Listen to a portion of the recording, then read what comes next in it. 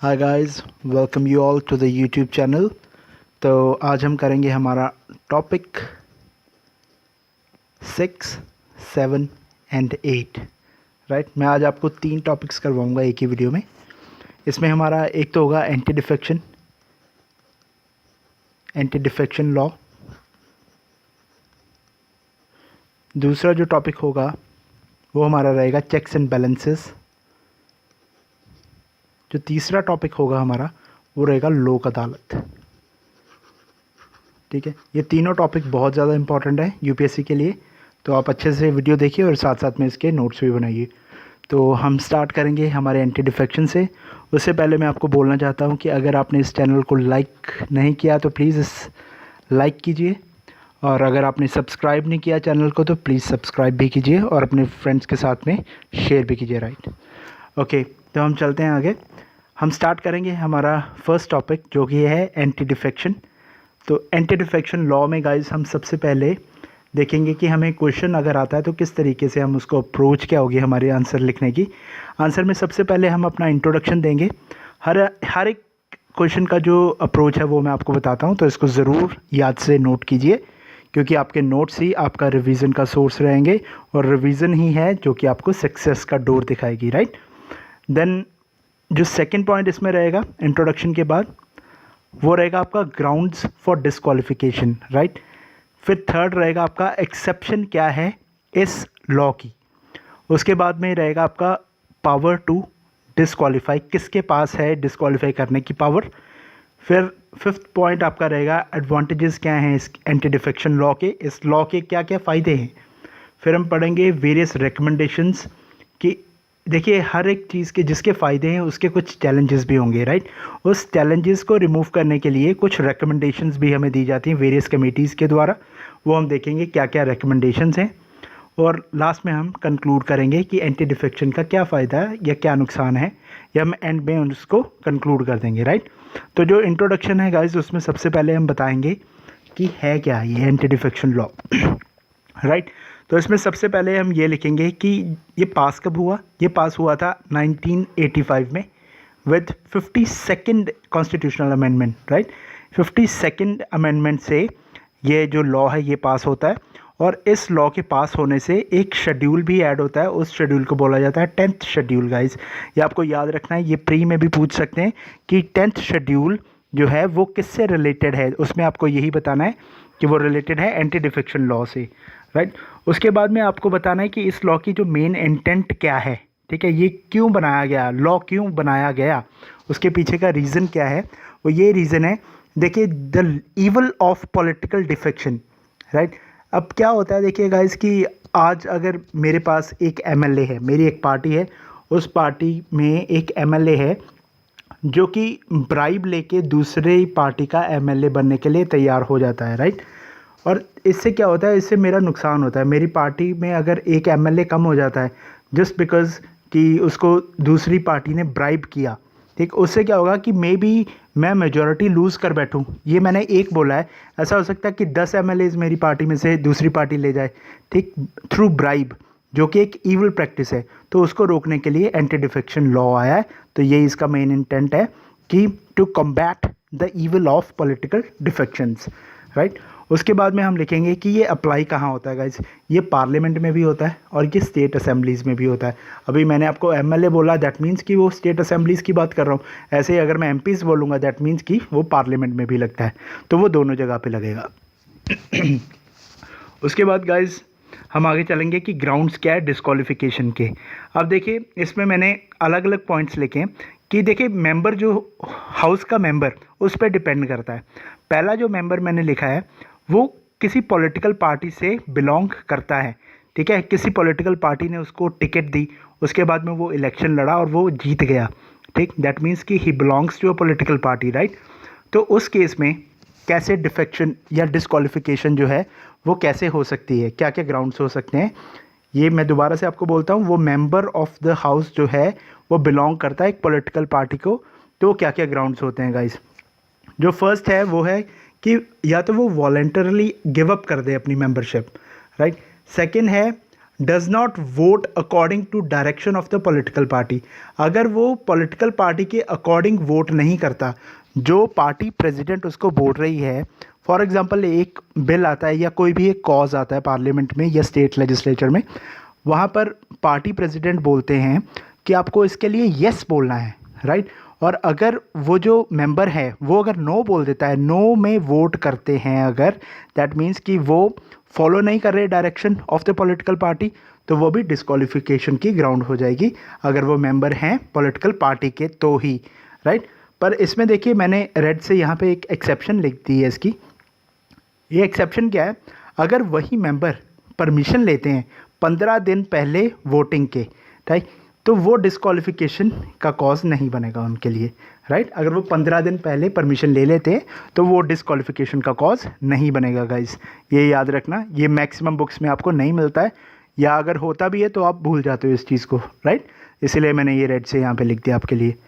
तो नेक्स्ट देखिए गाइस, पहले तो हमने पढ़ा कि अगर वो मेंबर जो हैं वो पॉलिटिकल पार्टी को बिलोंग करते थे, यहाँ पर क्या है, इंडिपेंडेंट है, कोई इंडिपेंडेंटली लड़ता है और वो जीत जाता है। यहाँ पे मेंबर की जगह मैं कैंडिडेट लिखूँगा, ठीक है, कैंडिडेट। अगर वो कैंडिडेट इंडिपेंडेंट है और वो जीत जाता है, ठीक, उसके बाद में देखिए कि डिस्क्वालिफिकेशन का कॉज क्या हो सकता है। अगर वो पॉलिटिकल पार्टी ज्वाइन कर लेते हैं, देखिए एक इंडिपेंडेंट बंदा है, उसने हमारा वोट लिया और वो जीत गया, राइट। उसके बाद में उसने कोई पॉलिटिकल पार्टी ज्वाइन कर ली। अब उस केस में तो देखिए ना कि हमने तो इसीलिए उसको वोट दिया कि वो पर्टिकुलर पार्टी से बिलोंग नहीं करता था, दैट मीन्स कि उसकी आइडियोलॉजी अलग होगी, तभी हमने उसको वोट दिया। अदरवाइज़ हम जो जिस पार्टी को उसने ज्वाइन किया उसी को ही वोट दे के जिता देते, राइट।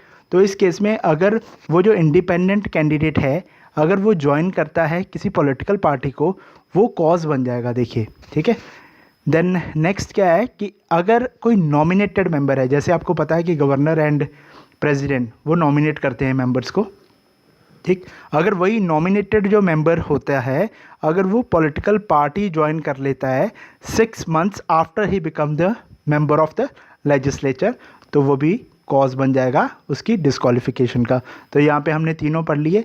पहला पढ़ लिया हमने कि वो मेंबर है पॉलिटिकल पार्टी का, उसकी डिस्क्वालिफिकेशन कैसी होगी। सेकंड हमने पढ़ लिया कि एक इंडिपेंडेंट कैंडिडेट है, उसकी कैसी होगी। थर्ड हमने पढ़ लिया कि नॉमिनेटेड मेंबर है, अगर वो पार्टी ज्वाइन कर लेता है 6 month after he become a member of legislature, तो वो भी उनकी ग्राउंड बन जाएगी ऑफ डिस्क्वालिफिकेशन। अब देखिए इस लॉ की कुछ एक्सेप्शंस हैं गाइस। अब वो एक्सेप्शन क्या है, कहाँ कहाँ पे ये जो लॉ है वो इम्प्लीमेंट नहीं होगा या कि डिस्क्वालीफाइड नहीं किया जाएगा मेंबर को। अब देखिए सबसे पहले है कि मर्जर। मर्जर मीन्स कि एक पार्टी दूसरी में मिल जाती है अगर, ठीक। इसको बहुत ध्यान से समझिए गाइस, बहुत इजी है अगर आपको समझ आ जाए, और मैं आज समझा के ही रहूँगा आपको, ठीक है। इसमें देखिए कैसे मर्जर, पहले बता रहे हैं कि जो ओरिजिनल पार्टी है, ठीक है, ओरिजिनल पार्टी वो अगर मर्ज हो जाती है किसी और पार्टी के साथ में, ठीक, जो ओरिजिनल पार्टी है वही मर्ज हो जाती है किसी और पार्टी के साथ में। अब यहाँ पे केसेस देखिए क्या क्या बनते हैं।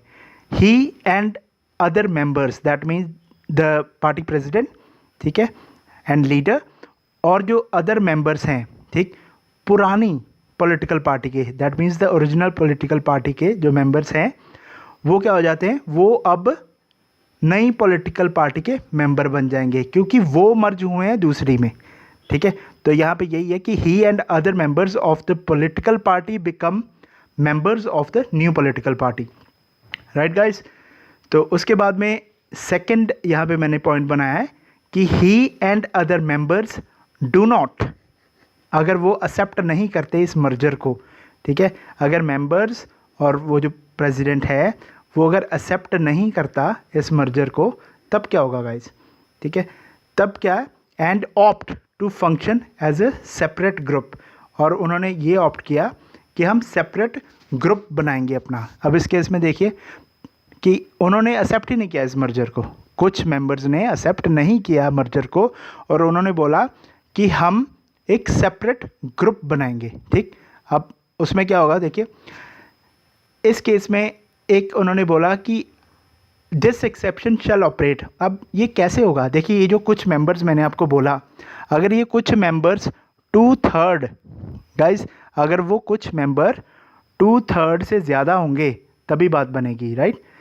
only if not less than, guys, not less than 2/3 of the members of the party, ठीक है, in the house have agreed to merge, ठीक है, तभी होगा गाइज। अगर इससे कम है तब नहीं होगा, तब वो ग्राउंड ऑफ डिस्क्वालिफिकेशन बन जाएगी। दैट मीन्स कि 2/3 से ज़्यादा होना चाहिए, ठीक है। ये पॉइंट आपको याद रखना है, प्री के लिए भी याद रखना है।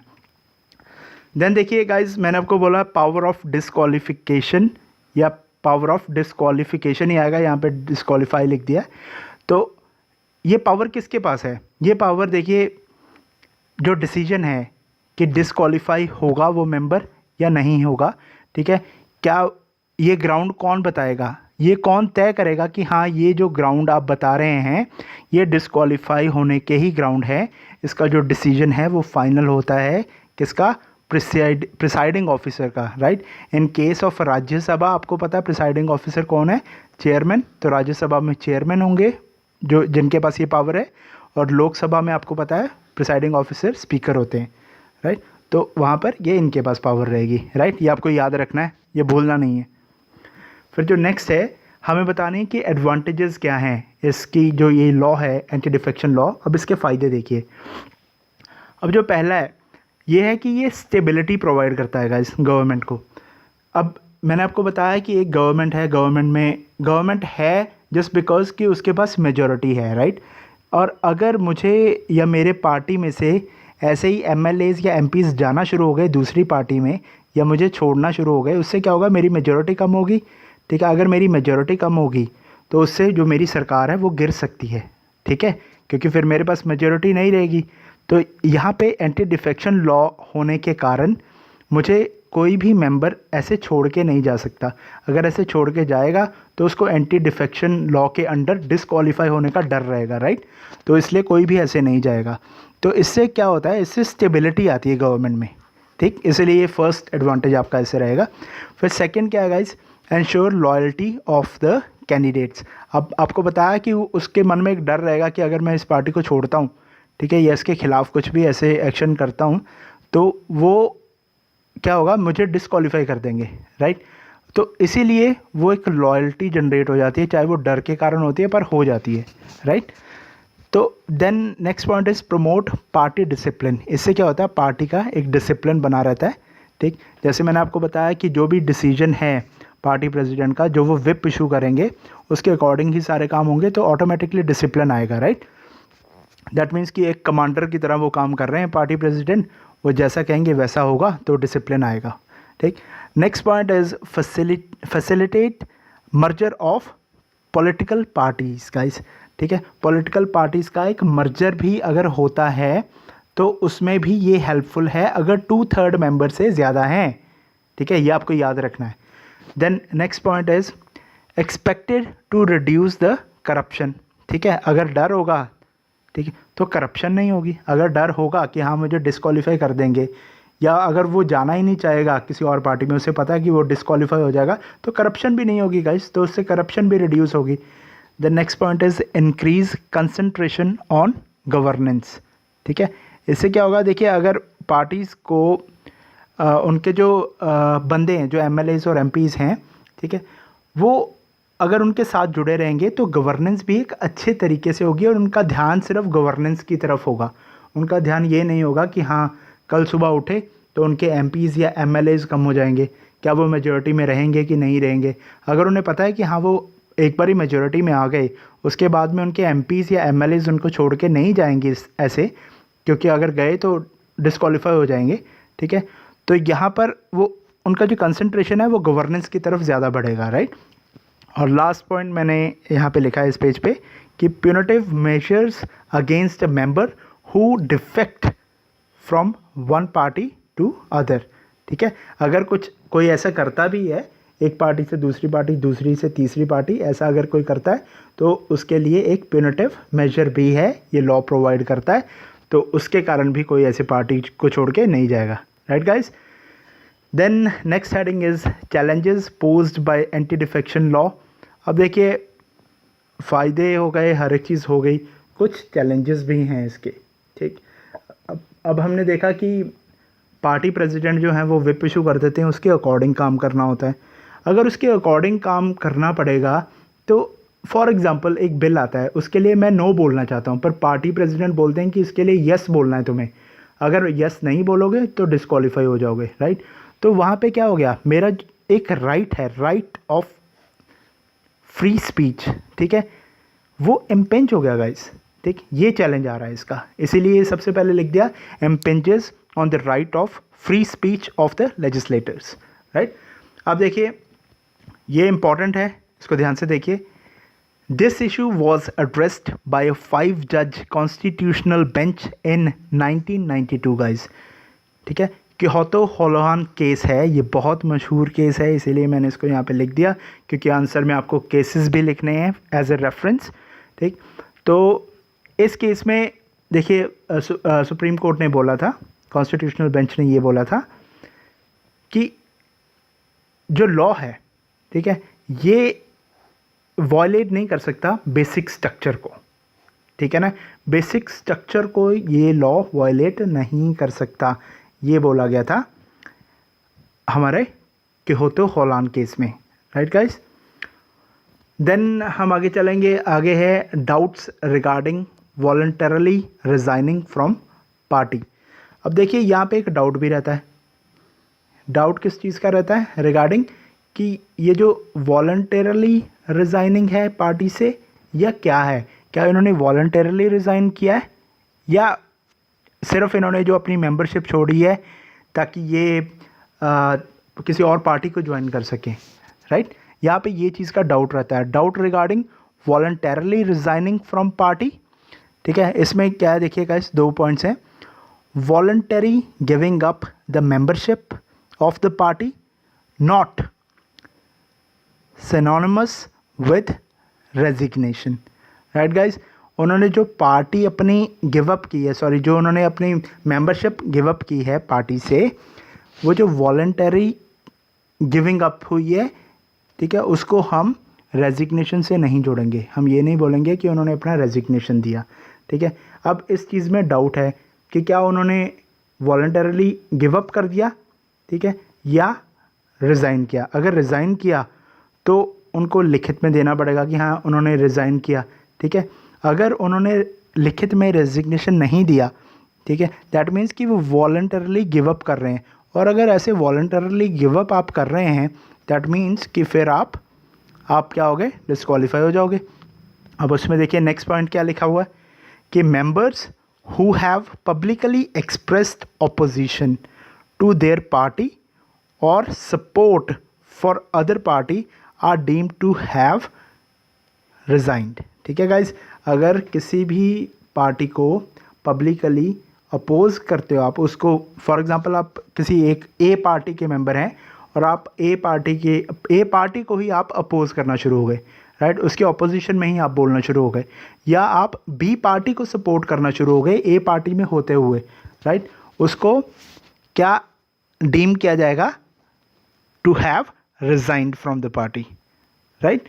फिर देखिए गाइस आगे विप की मैं बात कर रहा था, जो पार्टी प्रेसिडेंट इशू करते हैं, उसमें क्या है रिगार्डिंग विप, ये क्या चैलेंज यहाँ पे, जो पॉलिटिकल पार्टीज़ है वो इशू करती हैं एक डायरेक्शन, ठीक है। मैंने बोला था वो बोलेंगे यस बोलो तो यस बोलना है, नो बोलो तो नो बोलना है, वो एक डायरेक्शन इशू करते हैं टू एमपीज़, ठीक है, on how to vote on most issues, right. ज़्यादातर इशू जो हैं उसमें विप चलती है, वो पहले ही बोल देते हैं कि आपको क्या बोलना है इस इस बिल के रिगार्डिंग आपको क्या बोलना है पार्लियामेंट में, राइट। तो नेक्स्ट है गाइज आपका, ये रिस्ट्रिक्ट करता है legislator from voting with his conscience judgment and interest of his electorate. अब देखिए फॉर एग्जांपल मैंने किसी एमएलए को चुना, राइट, मैंने एमएलए को चुना क्योंकि मुझे उसके आइडियाज़ अच्छे लगे, उसकी जजमेंट अच्छी लगी, उसका कंसाइंस अच्छा लगा, ठीक है, और मुझे पता है वो किस तरीके का बंदा है, राइट, तो मैंने उसे चुना। अब इसमें क्या हुआ देखिए, अब जब वो उसकी वोटिंग करने की बारी आई, जब वो पार्लियामेंट में गया, ठीक है, या स्टेट लेजिस्लेचर में बैठा हुआ है, तो जब उसकी वोट करने की बारी आई और उसके पार्टी प्रेसिडेंट ने उसको यस बोलने को बोला किसी ABC बिल के लिए, राइट। तो उसको यस ही बोलना पड़ेगा, चाहे उसकी अपनी कंसाइंस या उसकी अपनी जजमेंट बोलती हो कि नहीं इस पर मुझे नो वोट करना है, ठीक है। देखिए उसकी आइडियोलॉजी या उसका कंसाइंस, उसकी जजमेंट या उसका इंटरेस्ट कोई भी काम नहीं आया उसके, राइट। तो ये रिस्ट्रिक्ट करता है लेजिस्लेटर को वोट करने से according to his conscience, judgment and interest. यहाँ पे ये पॉइंट है, ठीक है। Then next guys, challenges the decision of the presiding officer in the court, ठीक है। अब ये किस तरीके से यहाँ पे है कि कैसे चैलेंज किया जा सकता है प्रिसाइडिंग। अब देखिए प्रिसाइडिंग ऑफिसर ही बताएंगे ना कि क्या फलाने फलाने जो मेंबर हैं वो डिस्क्वालीफाई होंगे या नहीं होंगे, ठीक है। अब यहाँ पे सुप्रीम कोर्ट ने देखिए क्या बोला, सुप्रीम कोर्ट हेल्ड दैट, उन्होंने क्या बोला, there may not be any judicial intervention until the presiding officer gives his order. जब तक प्रिसाइडिंग ऑफिसर नहीं बोलते कि क्या वो डिस्क्वालीफाई होंगे या नहीं होंगे, ठीक है। अगर मेंबर डिस्क्वालीफाई हो रहा है या नहीं हो रहा है ये कौन डिसाइड करेगा गाइस, प्रिसाइडिंग ऑफिसर। जब तक प्रिसाइडिंग ऑफिसर ये डिसाइड नहीं करते कि लाइक वो अपना डिसीजन नहीं देते, तब तक कोर्ट में नहीं जाया जा सकता, राइट। और क्या, the final decision is subject to appeal, ठीक है। दैट मीन्स कि जो डिसीजन, जो फाइनल डिसीजन है जो किसका है, प्रिसाइडिंग ऑफिसर का, ठीक है, वो अपील के लिए जा सकता है, ठीक है। पर वो फाइनल डिसीजन लिखा है गाइस, ठीक है। ये डिसीजन से पहले नहीं आप कोर्ट में जा सकते, ठीक है, कि पार्टी आपको बोल रही है कि हाँ आपको डिस्क्वालीफाई करवा दिया जाएगा, फिर केस जो है वो प्रिसाइडिंग ऑफिसर देखते हैं उसको कि हाँ इसको होना है या नहीं होना है, उससे पहले नहीं आप जा सकते। जब फाइनल डिसीजन ले लिया जाएगा through the presiding officer, then an appeal can be made, कहाँ पे, हाई कोर्ट में भी हो सकती है और सुप्रीम कोर्ट में भी हो सकती है गाइस, ठीक है। चलिए आगे मैंने आपको बताया कि जो चैलेंजेस हैं उनको ओवरकम करने के लिए कुछ रिकमेंडेशंस भी हैं हमारे पास, ठीक। अब हम चलते हैं उस रिकमेंडेशन की तरफ गाइस। तो ये देखिए एक कमेटी का नाम मैंने लिखा है यहाँ पे, दिनेश गोस्वामी कमेटी, ठीक है। ये कमेटी किस पे थी, ऑन इलेक्टोरल रिफॉर्म्स पे, ठीक। इसमें इन्होंने क्या बोला, कहते जो डिस्क्वालिफिकेशन है should be limited to the following cases, ये सिर्फ इन्हीं केसेस में होनी चाहिए। वो केसेस क्या बताए इन्होंने, the member voluntarily gives up the membership, ठीक है। अगर वो खुद ही गिव अप कर जाते हैं अपनी मेंबरशिप, उस केस में होनी चाहिए डिस्क्वालिफिकेशन, राइट। क्योंकि देखिए इससे क्या होता है, उनको जो पार्टी में स्टेबिलिटी नहीं रहती है, गवर्नमेंट में स्टेबिलिटी नहीं रहती है, राइट। इसलिए इन्होंने ये चीज़ बोली, ये हम पहले भी पढ़ चुके हैं कि हाँ स्टेबिलिटी नहीं रहती है या स्टेबिलिटी रहती है एंटी डिफेक्शन से, इसीलिए एंटी डिफेक्शन का वो फ़ायदा है, राइट। देन उन्होंने नेक्स्ट पॉइंट बोला, a member abstains from voting और vote contrary to party whip, अगर वो पार्टी विप के कॉन्ट्ररी वोट करते हैं, ठीक है, तो वो भी इनका कॉज हो जाएगा डिस्क्वालिफिकेशन का, ठीक। इन्होंने ये 2 पॉइंट्स बोले थे, किसने guys, Dinesh Goswami committee. Then next हम पढ़ रहे हैं हमारा लॉ कमीशन, उसमें जो 170th रिपोर्ट थी 170, उसमें क्या है, political parties should limit issuance of whips to only when the government is in danger. That means उन्होंने बोला है कि ये नहीं है कि आप बस विप पे विप इशू करते रहें और जो लेजिस्लेटर हैं उनसे आप उनका जो वोटिंग राइट है वही छीन लिए, लाइक उनके अकॉर्डिंग ही विप के अकॉर्डिंग ही सारे वोट्स करवाएं, ऐसा नहीं होना चाहिए। वहीं पे गवर्नमेंट को यूज़ करना चाहिए जहाँ पे वो डेंजर में, जहाँ उनको लगता है कि अगर यहाँ पे हमने यस में वोट ना ली तो हमें कोई ख़तरा होगा। ख़तरा तो गाइज एक ही होता है कि मेजॉरिटी जाने का ख़तरा, राइट। जब मेजॉरिटी प्रूव करनी होती है तो पार्टी विप इशू करती है, और जब पार्टी विप इशू करती है तो सभी फिर यस में करते हैं कि हाँ हमें यही गवर्नमेंट चाहिए या हमें स्टिल फेथ है इस गवर्नमेंट में, राइट। यहाँ पे एक मोशन होता है, वो उसके बारे में हम बाद में बात करेंगे। वो मोशन यही है कि अगर वो मोशन पास हो जाए, ठीक है, तो गवर्नमेंट को रिज़ाइन करना पड़ता है, राइट। ये इसके बारे में मैं यहाँ पे बात नहीं करना चाहता। तो आपको ये पॉइंट याद रखना है कि लॉ कमीशन ने 170th रिपोर्ट में ये बोला कि पार्टीज़ को तभी विप इशू करनी चाहिए जब वो डेंजर में हो, राइट। देन आगे हम चलेंगे, वैसे मैं यहाँ पे लिख देता हूँ, उस मोशन का नाम है नो कॉन्फिडेंस मोशन, ठीक है, ये मैं डिटेल में आपको करवा दूंगा, पर अभी हम इसकी बात नहीं करेंगे क्योंकि यहाँ पे ज़रूरत नहीं है। तो इसमें हम आगे चलते हैं। फिर इलेक्शन कमीशन ने क्या बोला गाइस? इलेक्शन कमीशन का ये कहना है कि डिसीजंस अंडर शेड्यूल 10, ये शेड्यूल 10 कहाँ से आया था? जो अमेंडमेंट हुई थी 52nd अमेंडमेंट, जिसने हमें एंटी डिफेक्शन लॉ दिया, राइट। उसने बोला कि decision under 10th schedule be made by the president governor, ठीक है, on the binding advice of the election commission. जब इलेक्शन कमीशन उनको एडवाइस करते हैं कि हाँ ये फलाना फलाना जो एमपी है या एमएलए है उसको आप रिमूव कीजिए, राइट, उसको आप रिमूव कीजिए या उसको आप डिस्क्वालीफाई कीजिए, राइट। तो वो जो है कौन करेगा उसको? प्रेसिडेंट और गवर्नर करेंगे उस समय, ठीक है। चलिए आगे, ये रिकमेंडेशंस थी गाइस हमारी, ये हमने रिकमेंडेशंस पढ़ ली। उसके बाद में हम चलेंगे कि कंक्लूजन क्या है, यहाँ पे हम एंड कर देंगे इसको। तो गाइस कंक्लूजन यही है कि एक तो स्टेबल गवर्नमेंट हमें मिलती है इससे। अगर ये ना होता तो हमारी गवर्नमेंट स्टेबल ना होती, हम उठते तो पार्टी के जो एमएलएज हैं वो दूसरी पार्टी में चले जाते, ठीक है, उससे करप्शन बढ़ती, उससे बहुत सारी चीज़ें होती, राइट। तो देखिए कि इस लॉ के आने के कारण ही हमारे जो गवर्नमेंट है उसमें स्टेबिलिटी आई है, राइट। और लास्ट में हम लिखेंगे जो क्रेडिबिलिटी है हमारी कंट्री की या किसी भी कंट्री की, ठीक है, उसकी जो पॉलिटी है, ठीक है, उसकी जो country's polity must be enhanced by addressing party hopping by elected representatives rather than using it as a political tool, right guys। इसमें क्या है कि जो credibility है countries polity must be enhanced by addressing parties hoping। इसमें यह है कि आप इन शॉर्ट ये समझिए कि जो पार्टी है उसको इस तरीके से चलना है कि उसको ज़रूरत ही ना पड़े, उसको ज़रूरत ही ना पड़े ये विप्स वगैरह की, राइट। उसको देखिए अगर फॉर एग्ज़ाम्पल वो इस तरीके से विप्स इशू करेंगे और कोई एमपी या एमएलए उनके अगेंस्ट जाएगा, जब कोई अगेंस्ट जाएगा, ठीक है, उससे क्या होगा कि स्टेबिलिटी नहीं आएगी। अगर स्टेबिलिटी नहीं आएगी, ठीक है, तो फिर क्या होगा? गवर्नमेंट गिरेगी। उससे क्या होगा? हमारी जो कंट्री की जो इमेज है वो भी ख़राब होगी, राइट।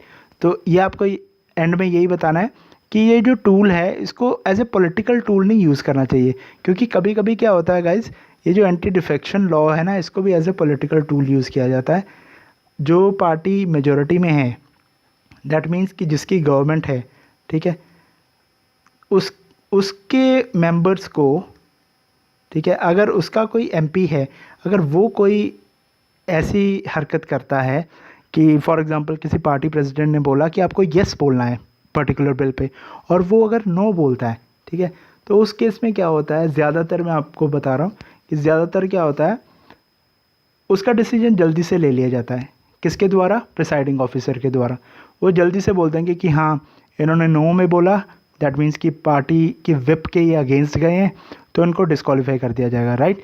पर ऐसा ही अगर मैं बोलूँ कि ऑपोजिशन है, कोई भी ऑपोजिशन का मेंबर है, ठीक है, ऑपोजिशन भी तो विप इशू करती है ना अपनी पार्टी की, ठीक है। तो अगर उसने अपने मेंबर्स को बोला कि आपको यस बोलना है, ठीक है, और उनका अगर मेंबर नो बोल देता है, उस केस में हम ये देखते हैं कि जो प्रिसाइडिंग ऑफिसर है वो डिसीजन नहीं लेता उनके डिस्क्वालीफाई होने पे, राइट। ऐसा नहीं होना चाहिए गाइस, ठीक है। उनके टाइम पे भी फिर जल्दी जल्दी से डिसीजन लेके इसको भी फिर डिस्क्वालीफाई करना चाहिए, ठीक। ये पॉइंट बहुत ज़्यादा इम्पॉर्टेंट है गाइस, ठीक, ये आपको समझना पड़ेगा, ठीक। इसीलिए इसको एज ए पॉलिटिकल टूल नहीं यूज़ करना चाहिए, ठीक, ये पॉइंट है। ओके गाइस, तो अब हम चल रहे हैं हमारे टॉपिक नंबर 7 पे, जो है हमारा चेक्स एंड बैलेंसेस गाइस। ये क्वेश्चन आता ही आता है पेपर में, ठीक है। चेक्स एंड बैलेंसेस एक साल आएगा, अगले साल नहीं आएगा, फिर एक साल आएगा, फिर अगले साल नहीं आएगा, फिर लगातार भी आता है। ये ऐसा टॉपिक है आपका।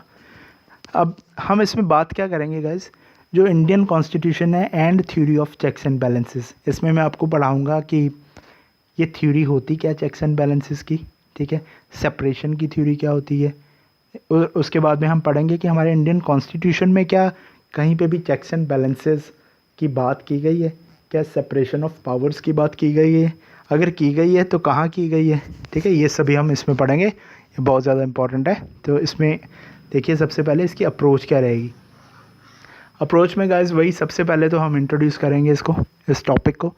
उसके बाद में हम इंडियन सिचुएशन देखेंगे, ठीक। फिर देखेंगे कि concept of checks and balances है क्या। फिर लास्ट में हम इसको कंक्लूड कर देंगे। ये बहुत ज़्यादा इंपॉर्टेंट है, इसमें आपको अच्छे तरीके से समझना है कि theory of separation of power क्या है और चेक्स एंड बैलेंसेस क्या है, ठीक है। और हमारे जो इंडियन कॉन्स्टिट्यूशन है उसमें क्या क्या बात की गई है एग्जीक्यूटिव, लेजिस्लेचर एंड जुडिशरी के रिगार्डिंग, ठीक है। हम इसकी इंट्रोडक्शन यहाँ से स्टार्ट करते हैं गाइस। तो सबसे पहले हम करेंगे इंट्रोडक्शन, उसमें है according to theory of separation of power. मैंने आपको बताया कि पहले सेपरेशन ऑफ पावर की बात करेंगे हम यहाँ पे। सेपरेशन ऑफ पावर में गाइस कुछ नहीं है, सिर्फ यही है कि 3 ऑर्गन्स हैं गवर्नमेंट के। First legislature, second executive, third is judiciary. ये जो 3 डिफरेंट मैंने ऑर्गन्स बताए, ठीक, ये बहुत ज़रूरी हैं किस चीज़ के लिए, एक डेमोक्रेसी के लिए।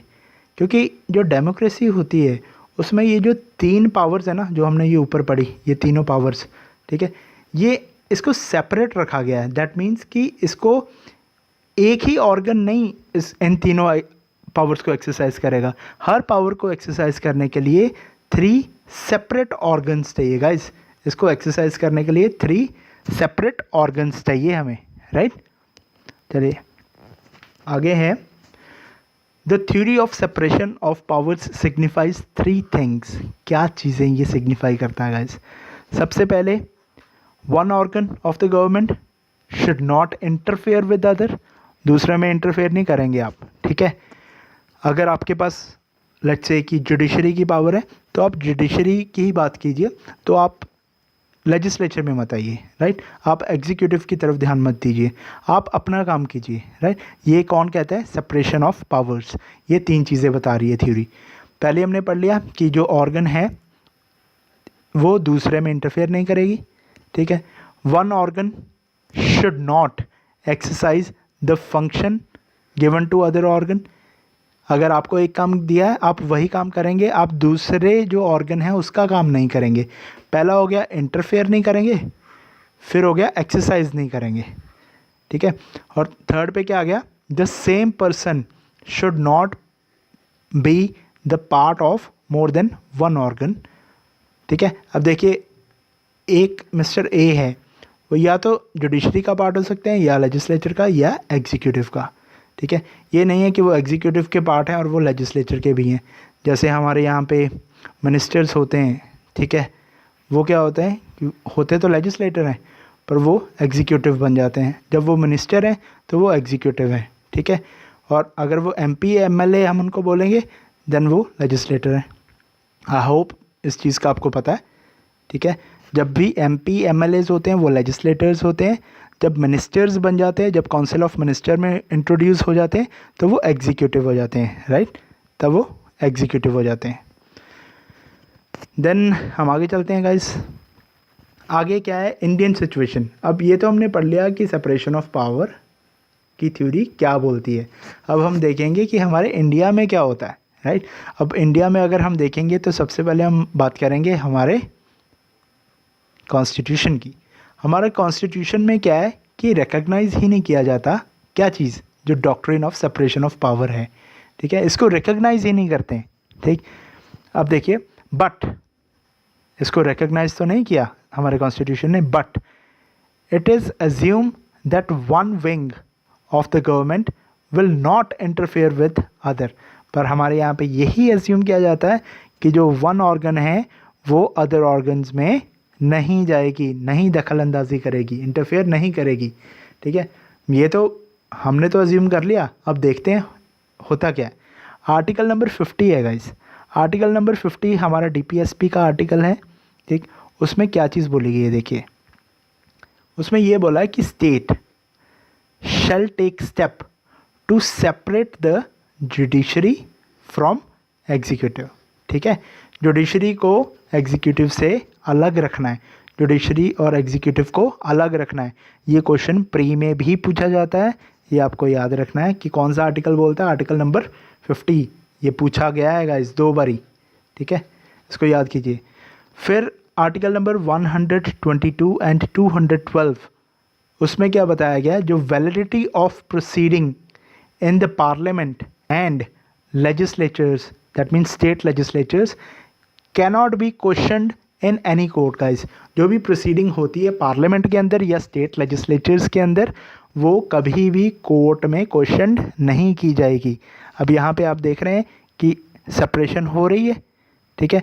यहाँ पे भी आर्टिकल नंबर 50 में भी सेपरेशन की बात की गई और यहाँ पे भी सेपरेशन की बात की गई कि हाँ सेपरेट रखना है उनको। फिर आर्टिकल नंबर 53 एंड 154 में क्या बात होती है गाइस, जो executive power of union and state shall be wasted with, किसके पास होगी, प्रेसिडेंट और गवर्नर के पास। दैट मीन्स यूनियन की जो पावर है वो चलेगी प्रेसिडेंट के पास, स्टेट की गवर्नर के पास, ठीक है गाइस। ये बोलता है 53 एंड 154। फिर हम आ जाते हैं हमारा आर्टिकल नंबर 361। अब ये देखिए, प्रेसिडेंट और governor shall not be answerable to any court for the exercise of the power and duties of his office. अब यहाँ पे भी आप देख रहे हैं प्रेसिडेंट, गवर्नर, ठीक है, आंसरेबल ही नहीं है किसको, जुडिशरी को, ठीक है। जब भी वो अपनी पावर्स को और अपनी ड्यूटीज़ को परफॉर्म कर रहे हैं while they are in their office, तो वो आंसरेबल नहीं है, ठीक है। यहाँ पे भी आपको सेपरेशन दिख रही है। देखिए कॉन्स्टिट्यूशन ने बोला नहीं, ठीक है, पर हम जो देख रहे हैं उसमें बोला भी है। आगे आप देखेंगे कि supreme court can declare void the laws passed by the legislature and the actions taken by the executive। अगर एग्जीक्यूटिव का या लेजिस्लेचर का, ठीक है, लेजिस्लेचर बिल पास करते हैं और लॉ बनाते हैं, ठीक, अगर ऐसा लॉ जो कि कॉन्स्टिट्यूशनल नहीं है, ठीक है, जो कि कॉन्स्टिट्यूशनल नहीं है, उसको सुप्रीम कोर्ट यानी कि जुडिशरी क्या डिक्लेयर कर सकती है, वॉइड डिक्लेयर कर सकती है। अब आप देख रहे हैं कि थोड़ा बहुत इंटरफेरेंस होना शुरू हो गया। जैसे सेपरेशन का जो थ्योरी है वो तो बिल्कुल ही सेपरेट कर रही है, वो तो बोल रही है कि आप दखल ही नहीं करेंगे, राइट। पर यहाँ पे क्या है कि अगर वो कॉन्स्टिट्यूशनल नहीं है तो दखल की जा सकती है, राइट। और ऐसे अगर एग्जीक्यूटिव का कोई ऑर्डर है या कोई ऐसा एक्शन है जो कॉन्स्टिट्यूशनल नहीं है, उसको भी वॉइड डिक्लेयर किया जा सकता है from judiciary, from supreme court, right. फिर नेक्स्ट हम कह रहे हैं council of ministers selected from legislators, ठीक है, and is responsible to legislature. अब सेपरेशन क्या बोलती है कि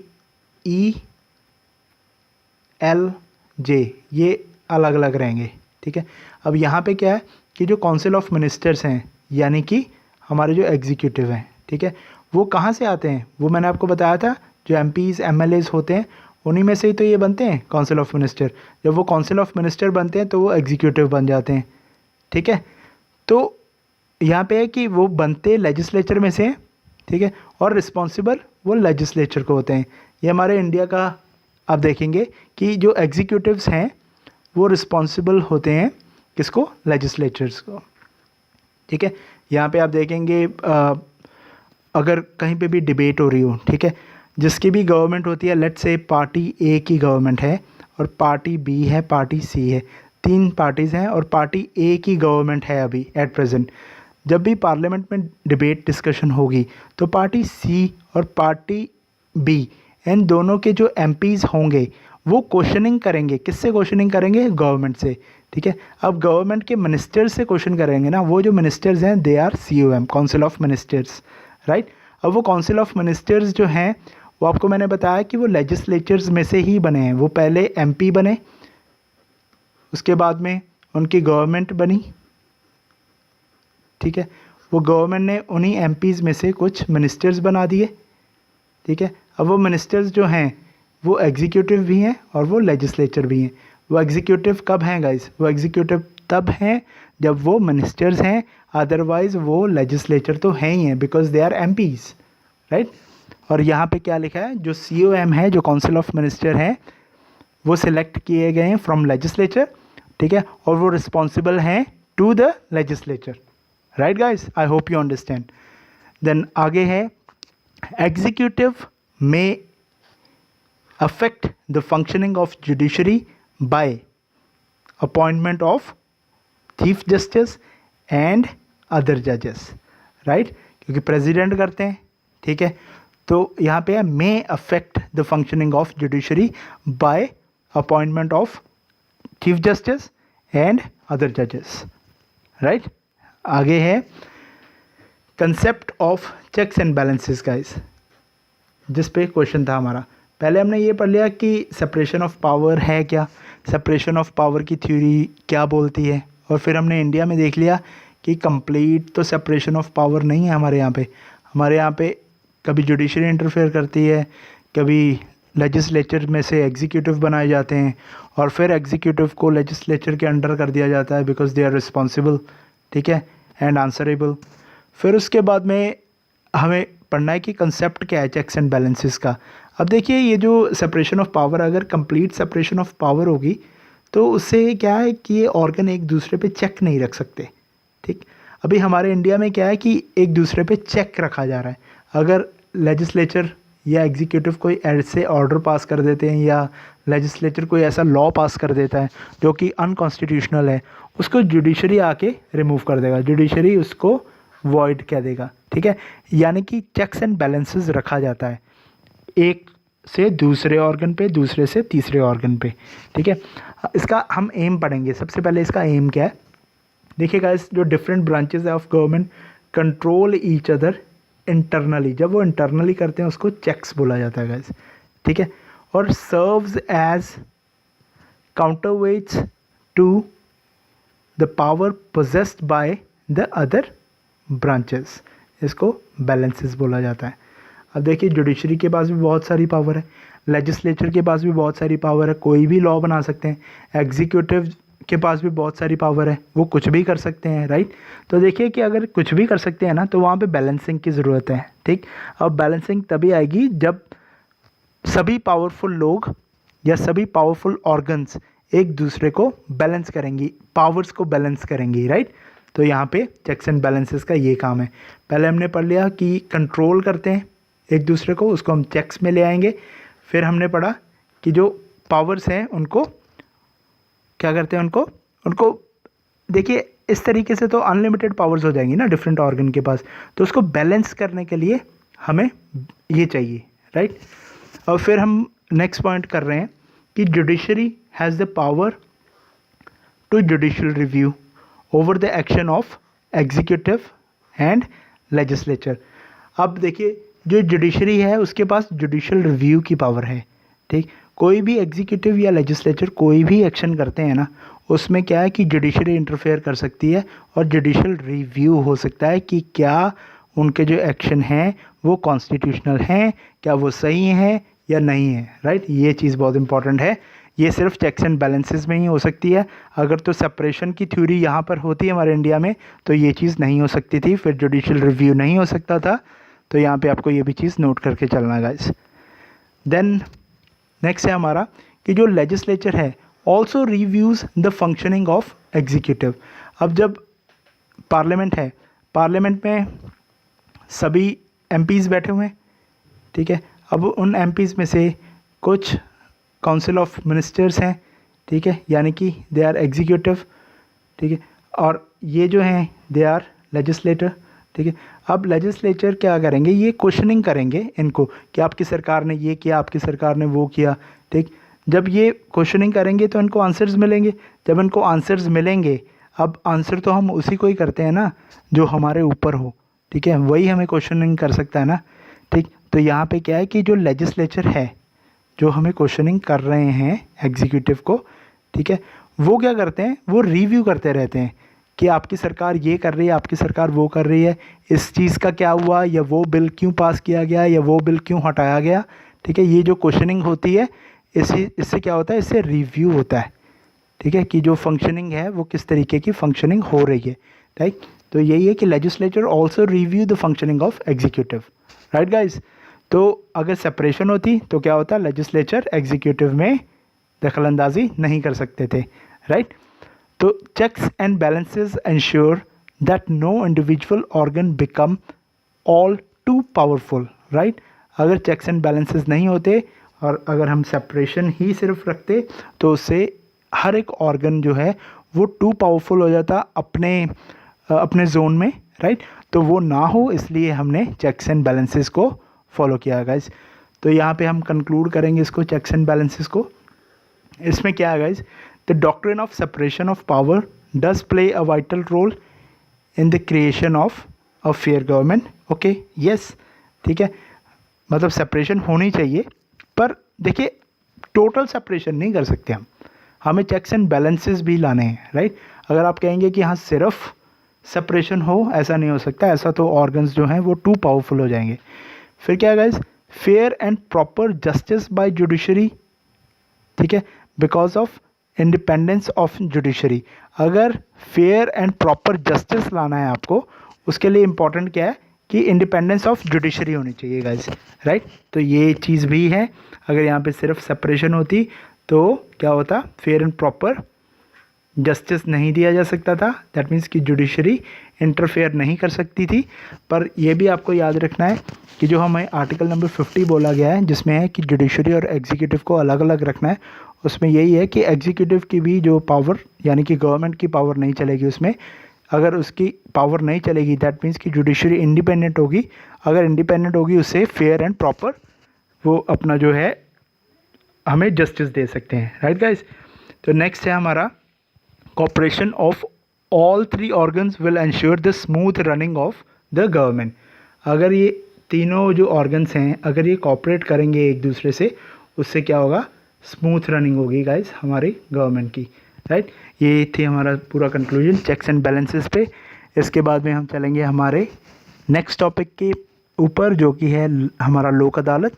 उससे पहले मैं आपको बोलना चाहता हूँ कि अगर आपको ये वीडियो अच्छी लग रही है तो प्लीज़ लाइक का बटन दबाइए guys, it really motivates me, और चैनल को सब्सक्राइब कीजिए, ठीक है। और अगर आपकी कोई भी रिकमेंडेशंस हैं, कुछ एडवाइस हैं मेरे लिए, तो प्लीज़ उसको कमेंट कीजिए, ठीक है गाइस। और अपने फ्रेंड्स के साथ में शेयर भी कीजिए, एंड प्लीज़ बेल आइकन को भी दबा देना, उससे आपके पास सारी की सारी नोटिफिकेशंस आ जाएंगी जब भी मैं नेक्स्ट वीडियो डालूँगा। तो अब हम चलते हैं हमारे नेक्स्ट टॉपिक पे। हमारा नेक्स्ट टॉपिक है गाइस, और आज का आखिरी टॉपिक रहेगा हमारा लोक अदालत। लोक अदालत न्यूज़ में है, इम्पॉर्टेंट भी है, तो इसको अच्छे तरीके से समझिए, बहुत ही अच्छे तरीके से मैं आपको समझा दूंगा, आपको भूलेगा नहीं है। अब देखिए गाइस, इसमें हम किस तरीके से चलेंगे या हमारी अप्रोच क्या होगी। सबसे पहले हम इंट्रोड्यूस करेंगे, इंट्रोडक्शन देंगे इसकी, फिर इसकी सिग्निफिकेंस बताएंगे हम, फिर हम बताएंगे कि नीड क्या है हमें लोक अदालत की, हमारे पास ऑलरेडी कोर्ट्स हैं तो क्या ज़रूरत पड़ गई लोक अदालत की, और लास्ट में हम कंक्लूड कर देंगे इसको गाइस, ठीक है। तो इसमें मैं आपको बताता हूँ कि इंट्रोडक्शन में क्या लिखना है गाइस। अब इंट्रोडक्शन में आप ये बताएंगे कि जो लोक अदालत है ये सप्लीमेंट्री फॉरम हमने बनाया है, राइट, ताकि एक सेटिस्फैक्ट्री सेटलमेंट हो सके डिस्प्यूट्स का, right guys. Just hold for a second guys. तो गाइस हम थे लोक अदालत पे। तो जो लोक अदालत है गाइस ये एक सप्लीमेंट्री फॉरम है, ठीक है, जो कि सेटिस्फैक्ट्री सेटलमेंट ऑफ डिस्प्यूट करता है, राइट। अब इसमें क्या है गाइस, देखिए हमारे पास ऑलरेडी कोर्ट्स हैं, ठीक, कोर्ट्स के बावजूद हमें इसकी ज़रूरत पड़ी क्योंकि हम सेटलमेंट ऑफ डिस्प्यूट करना चाहते हैं गाइस, ठीक है, सेटलमेंट ऑफ डिस्प्यूट्स हम करना चाहते हैं जल्दी से जल्दी। अब ये किस चीज़ के ऊपर बेस्ड है, ये गांधीयन प्रिंसिपल के ऊपर बेस्ड है, ठीक। और इसमें जो देखेंगे आप हमारे कॉन्स्टिट्यूशन में आर्टिकल 39A, उसमें क्या था कि इक्वल जस्टिस प्रोवाइड करना है हमें, हमारे जो सिटीजन्स हैं, और फ्री लीगल एड भी प्रोवाइड करनी है गाइस, जो कि वीकर सेक्शन है उसको फ्री लीगल एड प्रोवाइड करनी है। इसमें क्या है कि हमें प्रमोट करना है justice on the basis of equal opportunity, equal opportunity के बेस के ऊपर हमें जस्टिस प्रोवाइड करनी है। कोई भी ऐसा नहीं होना चाहिए जिसको पैसे की वजह से, या अगर वो वीकर सेक्शन से बिलोंग करता है तो उस वजह से उसको जस्टिस ना मिले, ऐसा नहीं होना चाहिए। इसीलिए आर्टिकल नंबर 39A आया है। उसमें हम अब नेक्स्ट पढ़ेंगे गाइस कि लोक अदालत है क्या। लोक अदालत जो कंडक्ट की जाती है वो नालसा कंडक्ट करवाता है, ठीक है, दैट मीन्स कि नेशनल लीगल सर्विस अथॉरिटी, ठीक है, ये इसको कंडक्ट करवाते हैं।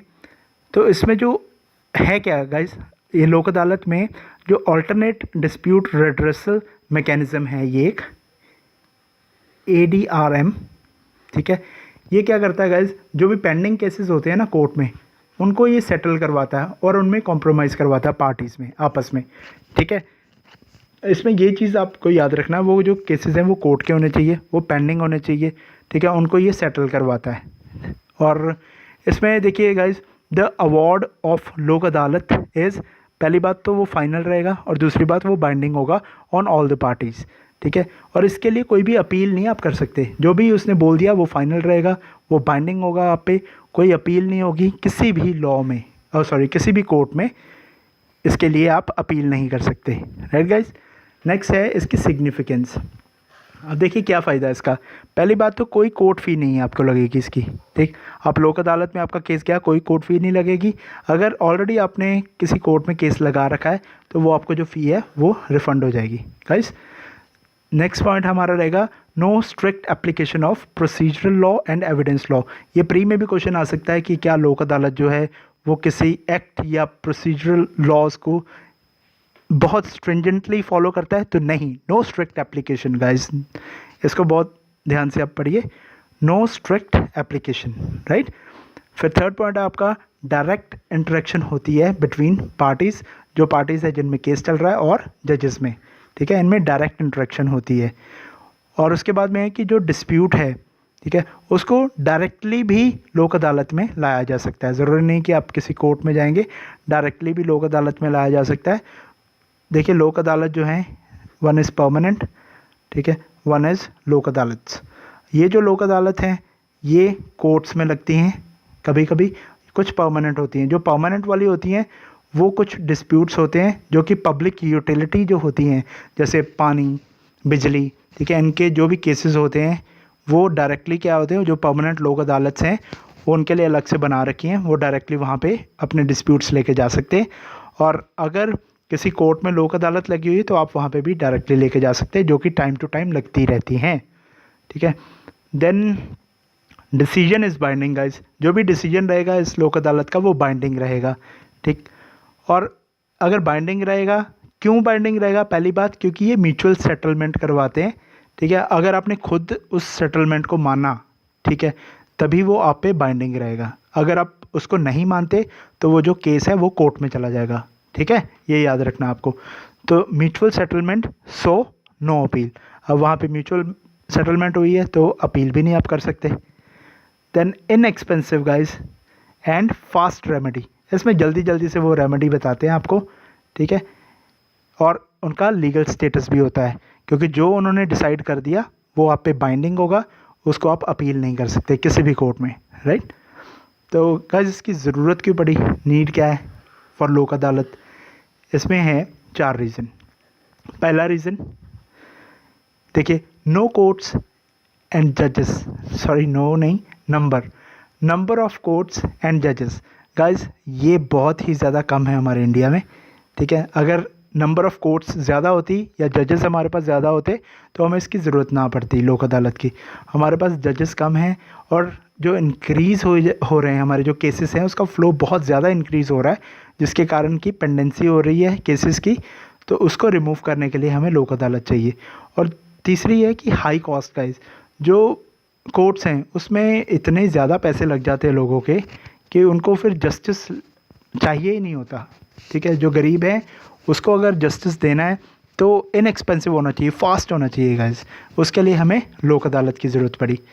Then guys delay in disposal of cases, अब यहाँ पे आपने सुना होगा तारीख पे तारीख, ठीक है। यहाँ पर आप एक बार ही जाते हैं और आपका डिसीजन ले लिया जाता है थ्रू लोक अदालत, ठीक, इसलिए यहाँ पे delay in disposal of cases नहीं होता, यहाँ पे डिले बिल्कुल भी नहीं होता, राइट। तो इसलिए हमें लोक अदालत की ज़रूरत पड़ी। अदर कोर्ट्स में तारीख पे तारीख हो सकती है, क्योंकि हमारे जजेस जो हैं वो बहुत कम हैं और हमारी कोर्ट्स भी कम हैं। देन गाइस इसको हम कंक्लूड करेंगे, कंक्लूड में हम ये लिखेंगे कि पॉजिटिव कंट्रीब्यूशन है हमारी लोक अदालत की, ठीक। वो पॉजिटिव क्या है वो हमने पीछे पढ़ लिया, जो हमने 4 चीज़ें पढ़ी हैं वही उसी को आप यहाँ पे कंक्लूड कर देंगे कि पॉजिटिव कंट्रीब्यूशन है। और इसमें जो हमारा आर्टिकल नंबर 39A था वो भी हमें यहाँ पे प्रूव होता मिल रहा है कि इक्वल असेस टू जस्टिस, ठीक है। किसी भी वीकर सेक्शन है उनको फ्री में जस्टिस मिलेगा, ठीक है, फ्री जस्टिस मिलेगा। Then guys maximum Lok Adalat needed to achieve the Gandhian principle of Gram Swaraj guys, ठीक है। अब मैंने आपको बताया था ये गांधीयन प्रिंसिपल पे है, इंट्रोडक्शन में हमने बताया था, ठीक है। वही चीज़ को आपको एंड में लिखना है कि मैक्सिमम लोक अदालत चाहिए हमें, ताकि जो गांधीयन प्रिंसिपल है ग्राम स्वराज का उसको हम अचीव कर सके गाइज। तो ये थे गाइज हमारे 3 टॉपिक्स जो कि हमने कंप्लीट कर लिए हैं, 6, 7 एंड 8। अब नेक्स्ट मैं आपको ऐसे ही 3 टॉपिक्स की वीडियो बना के दूंगा जिससे कि आपके जल्दी से जल्दी ये सारे मेंस के टॉपिक कंप्लीट हो जाएंगे। तो गाइज आई होप कि आपको ये वीडियो अच्छी लग रही है और ये सीरीज़ मुझे लगता है कि कम से कम 400 टॉपिक्स तक तो जाएगी, ठीक है। तो आप ज़रूर इस चैनल को सब्सक्राइब कीजिए गाइस, ठीक है। अगर आपको वीडियो अच्छी लगी, अगर नहीं भी अच्छी लगी तब भी कमेंट कीजिए, बताइए मुझे, और इस चैनल को शेयर कीजिए विद योर फ्रेंड्स, ठीक है। और ज़्यादा से ज़्यादा गाइस वीडियो को लाइक कीजिए and please press the bell icon, ठीक है। Thank you guys, I see you in the next video then, bye bye.